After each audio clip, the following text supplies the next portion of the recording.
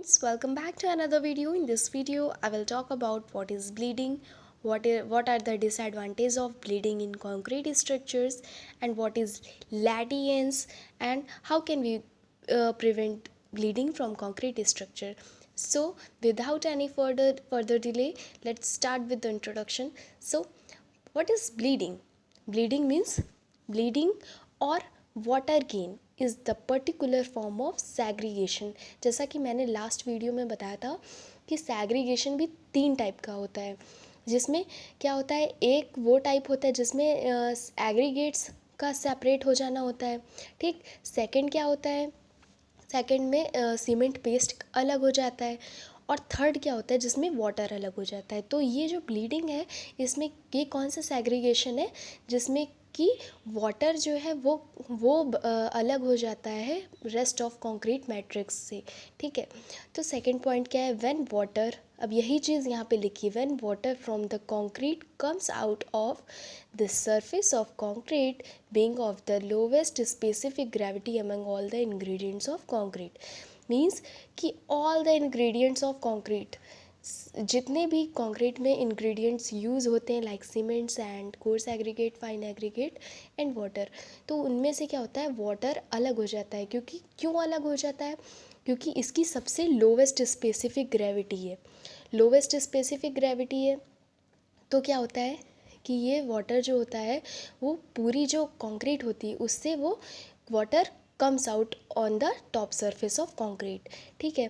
फिर bleeding is due to highly wet mix. अब बहुत ज़्यादा अगर हम वाटर अगर यूज़ कर रहे हैं कंक्रीट में, तो क्या होता है, हाईली वेट मिक्स की वजह से वाटर जो अपर सरफेस होती है वहाँ पे हमें दिखाई देता है। Aggregate goes down and cement and water comes out to the upper surface. क्या होता है, एग्रीगेट गोज़ डाउन क्योंकि ड्यू टू स्पेसिफिक ग्रेविटी क्या होता है कि एग्रीगेट सेटल डाउन हो जाता है, फिर और जो सीमेंट और वाटर का जो पेस्ट होता है वो comes out to the upper surface. फिर दिस फॉर्मेशन, जब सीमेंट और वाटर का जो पेस्ट है अगर वो टॉप सरफेस पे हमें दिखाई दे रहा है तो उसको क्या बोलते हैं, लैटियंस बोलते हैं। ये बहुत इंपॉर्टेंट है ये पॉइंट। जब सीमेंट और वाटर का पेस्ट जब होल कंक्रीट मैट्रिक्स से अलग हो रहा है तो उसको बोलते हैं लैटियंस।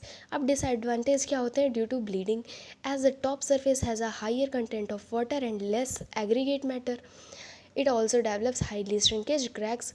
क्या होता है कि टॉप सरफेस पे जो वाटर कंटेंट बहुत ज़्यादा क्वांटिटी में हमें दिखाई देता है, उसकी वजह से क्या होता है कि कंक्रीट होती नहीं, क्या बोलते हैं, एग्रीगेट होती नहीं है।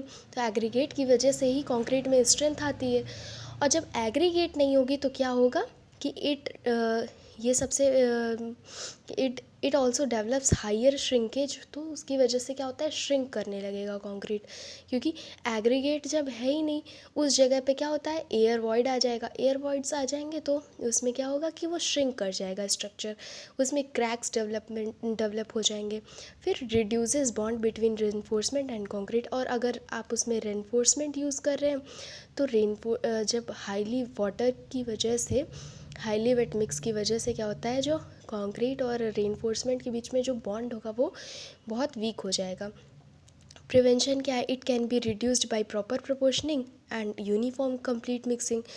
अगर हम इसको बहुत अच्छी तरह से मिक्स कर रहे हैं और अगर हम इसको यूनिफॉर्मली प्रॉपर प्रोपोर्शन में मिक्स कर रहे हैं तो क्या होगा कि ब्लीडिंग को रिड्यूस किया जा सकता है। Use of air entraining agent, air entraining agent का काम ही क्या होता है कि वाटर की क्वांटिटी को कम कर देना। अगर वाटर की क्वांटिटी कम हो जाएगी तो ब्लीडिंग होने के चांसेस 0% होंगे। Use of फाइनर cement and cement with low alkali content, जिसमें लो एल्कली कंटेंट हो वो हमें सीमेंट यूज़ करनी है, फाइनर सीमेंट यूज़ करनी है। Use of finely divided pozzolanic materials, इसका यूज़ करके हम ब्लीडिंग को प्रिवेंट कर सकते हैं। तो ये है आपकी ब्लीडिंग की ये डेफिनेशन रखी है, ये है disadvantage due to bleeding and this is the prevention of bleeding.